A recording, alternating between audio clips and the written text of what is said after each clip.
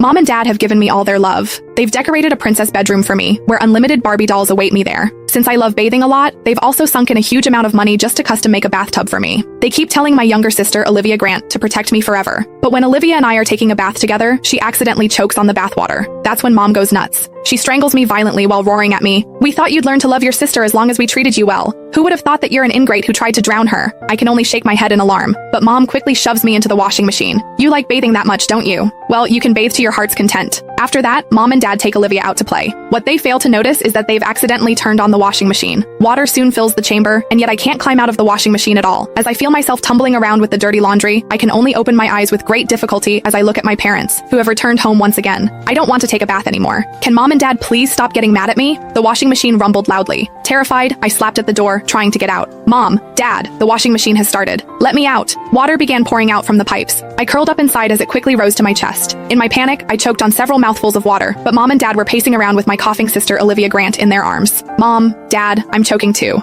I tried my hardest to make a sound. If only one of them would look back, just one glance, and they would be able to save me. I used every bit of strength I had to push at the washing machine door, but it didn't budge at all. I remembered Mom and Dad talking about it. To keep me from climbing inside to play as I grew older, they had specifically bought a model with a child lock. Once that door clicked shut, it couldn't be opened again. The drum gradually began to turn. The icy touch of the metal walls pressed hard against my skin. Then, all at once, the whole world jolted before it started spinning. I was seized by an irresistible force that tossed me up, slammed me down, then tossed me up again. Dull thuds echoed as my body collided with the wall over and over again. I tried to scream for help, but the moment I opened my mouth, scented, foamy water poured into my nose and mouth. "Mom, Dad," I started to feel dizzy. I was suffocating, but I forced my eyes open, desperate for one last look at them, but all I saw was them fussing over Olivia in their arms. I'm very disappointed in Sabrina. To think she'd dare lay a hand on her sister while we're still in the house. Can you imagine what she does when we're not looking? She needs to be taught a lesson. What should we do, honey? Olivia has been coughing for so long, and she still hasn't stopped. Even her face is turning red. We have to take her to the hospital. Now. The first spin cycle finally paused, and the water that had been suffocating me slowly drained away. However, soon, more water began creeping in. Terrified, I threw everything I had into pounding against the door. "Mom, Dad, please save me. I can't take it anymore." Mom, who was in the middle of putting on her coat, froze. She turned and began walking toward me. "Mom, help me." Hope sparked in my chest again. I knew Mom only meant to punish me a little. I would never accidentally hurt Olivia again. Mom reached toward the washing machine, but she didn't grab the handle. Instead, she stood just a few steps away and pointed at me. Her face was twisted with disappointment. "You still don't get what you did wrong, do you? Now you're even throwing a tantrum by pounding on the door. Sabrina, your sister's only 2 years old. She just learned how to talk, and she spends all day babbling and calling you her big sister. How could you be so cruel to her? Stay in there and think about what you've done. Your dad and I have been too nice to you, and that's why you've turned out so spoiled." I shook my head, sobbing, as I felt the water rising steadily behind my back. My head was still spinning from the first cycle, but I forced myself to pound at the door, desperate to answer Mom, but it only made her angrier.